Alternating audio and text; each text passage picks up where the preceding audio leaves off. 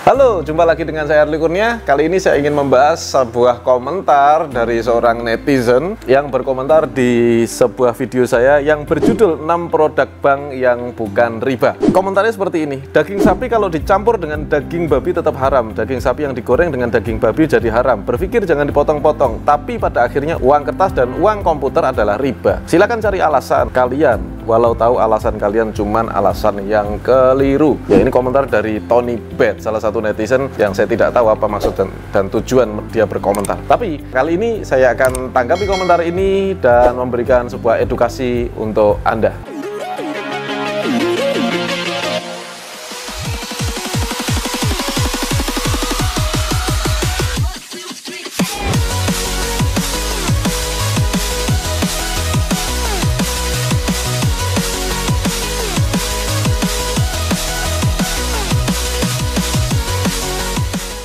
Saya Darwan dari Karawang, alumni bisnis coaching.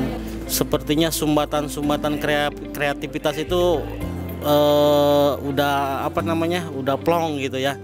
Nah, setelah ikut BC6 itu, alhamdulillah Mas Arli sudah begitu banyak membuka wawasan. Ternyata hal-hal simple, hal-hal sederhana yang tidak pernah terpikirkan oleh saya bisa menjadi peluang usaha dan menghasilkan. Saya membuat produk ini adalah R80 ya, pin coil cleaner, khusus pembersih AC yang tidak gatal dan aman. Pada saat gathering asosiasi waktu itu terjual sekitar 80 piece, dan selanjutnya ada order di Sulawesi, dari Palu, dari Papua. Yang terjauh itu saya kirim ke Papua. Alhamdulillah, dari bisnis coaching ini saya dapatkan banyak manfaat, ide kreativitas semakin banyak.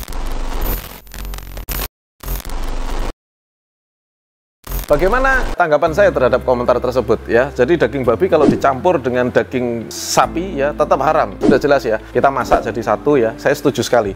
Daging babi, daging sapi dimasak terus Anda makan. Dimakan sama Pak Tony Bet ini ya. Sudah jelas Pak Tony ini akan memakan sesuatu yang haram, tidak diperbolehkan oleh agama. Ya, kenapa? Karena sudah bercampur. Nah, tetapi yang saya jelaskan adalah 6 produk perbankan yang bukan riba. Ya, jadi pengertian riba itu sekali lagi saya ungkapkan di sini, riba itu adalah tambahan. Ya, riba itu artinya adalah tambahan. Jadi aktivitas memungut tambahan, yang mana tambahan itu adalah dari keterlambatan atau penundaan pembayaran. Biasa dipinjam meminjam atau jual beli dengan sistem tempo misalnya, bayar mundur. Itu kalau dipungut tambahan karena bayarnya mundur, karena dia berhutang, ada tambahannya, maka tambahan itu namanya bunga, atau telat bayar ada denda, itu namanya riba. Jadi bunga atau denda ini adalah riba. Orang pakai asuransi terus kemudian uangnya bertumbuh, itu ada pertumbuhannya, itu adalah bunga. Bunganya itu adalah riba. Sama seperti kita punya tabungan, deposito. Ya, kita punya tabungan, ada bunganya. Meskipun Rp6.000, Rp10.000, Rp20.000 mungkin ya. Itu adalah riba, 20.000-nya itu. Jadi riba itu adalah sebuah aktivitas. Riba itu bukan benda, sedangkan bank itu adalah benda. Pada saat saya bilang bank itu bukan riba,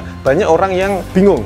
Ya, ada beberapa yang nggak setuju, banyak ada yang marah-marah. Bank kok bukan riba, gimana? Bank itu bangunan, kantor, ada izinnya, ada orang yang bekerja di situ juga, dan di bank tersebut terjadi aktivitas riba. Bagian menggunakan aktivitas riba, sebagian juga tidak. Saya kemarin sebutkan, misalnya kita transaksi pakai M-Banking, terus kita beli pulsa, itu bukan riba. Terus kemudian kita sewa safe deposit box, kita sewa brankas di bank, itu juga bukan riba, karena ada tambahannya, tapi itu kan biaya jasa ya, beda ya. Beda sekali, kita sewa, bayar, atau ada fee, jual beli, itu beda dengan riba. Kalau riba itu dari tabungan atau dari pinjaman, itu saja. Nah, kemudian, ini Pak Tony ini, dia nggak terima mungkin ya. Terus dia bilang daging sapi kalau dicampur dengan daging babi tetap haram.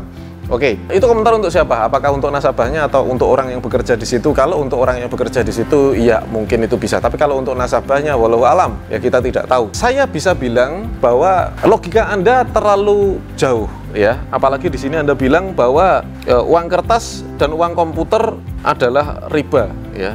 Tapi pada akhirnya uang kertas dan uang komputer adalah riba. Saya nggak tahu, mungkin Anda kebanyakan nonton video-video yang isinya konspirasi.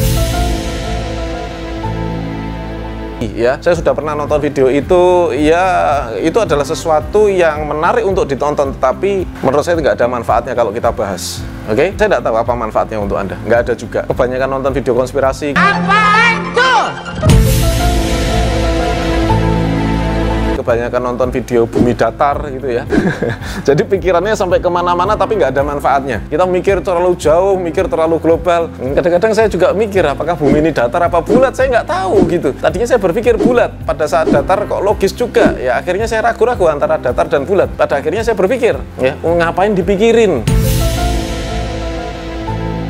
Gitu, kasihan orang-orang yang datang ke saya, tanya sama saya punya utang segini. Nah, itu yang harus dipikirin. Kalau masalah bumi datar atau bumi bulat itu bukan urusan saya, oke? Itu urusan yang bikin. Nah, oke, kita kembali lagi ke topik materi. Bahwa sebetulnya banyak sekali orang yang berpikir itu terlalu jauh, ya. Berpikirnya terlalu jauh, berpikir yang tidak ada manfaatnya. Ngapain juga komentar? Jadi kita nggak usah komentar sesuatu yang tidak ada manfaatnya. Kalau Anda ngajak saya diskusi, silakan berkomentar dengan diskusi. Tentunya komentarnya dengan kata-kata yang baik, sama seperti saya berkata pada Anda, saya juga akan menghormati Anda. Nah, kalau seperti ini saya tidak tahu apa maksudnya, ya, tapi logikanya adalah begini.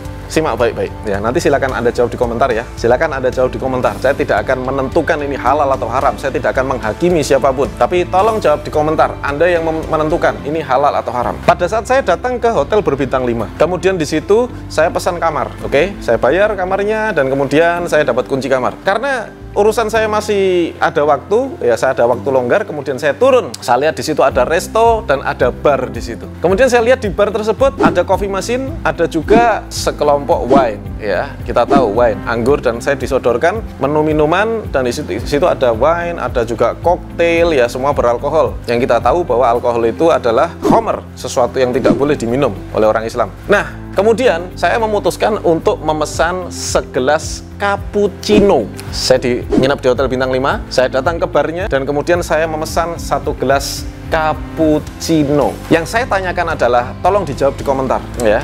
Yang saya tanyakan adalah, cappuccino yang saya minum setelah saya bayar itu halal atau haram? Nah, itu saja pertanyaan saya. Silakan Anda jawab di komentar. Cappuccino yang saya minum itu halal atau haram? Saya membelinya di bar, di situ banyak dijual wine, ada koktail juga, semuanya beralkohol, dan saya memesan cappuccino. Pertanyaannya, cappuccino saya halal atau haram? Mudah-mudahan bisa menginspirasi Anda, mudah-mudahan bisa meluruskan logika kita yang campur-campur nggak karu-karuan, dan mudah-mudahan Allah Subhanahu wa Ta'ala memberikan Anda rizki yang berkah, rizki yang melimpah, dan rizki yang bermanfaat. Wassalamualaikum warahmatullahi wabarakatuh.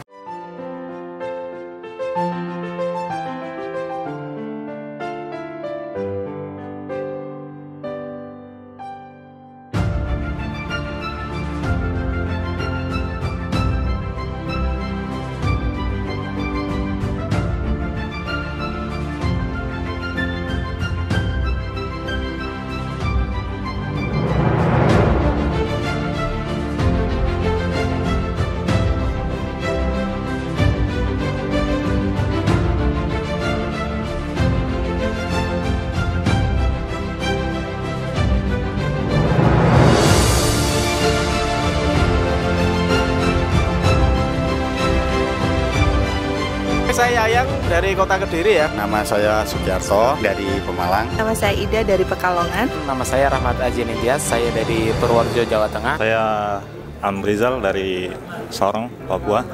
Saya Edi Azri Tanjung dari Padang. Perkenalkan, saya Basit dan ini istri saya. Saya Latu Zahro. Oke, kita dari Bandung. Saya Christian. Saya Mozart dari Jakarta. Saya dari Semarang. Perkenalkan, nama saya Armada Bangsa dari Kediri. Saya Indra dari Banjarmasin. Saya Dr. Ketut Mendra dari Mataram. Saya Ferdi dari Jakarta. Nama saya Fajar dari Semarang.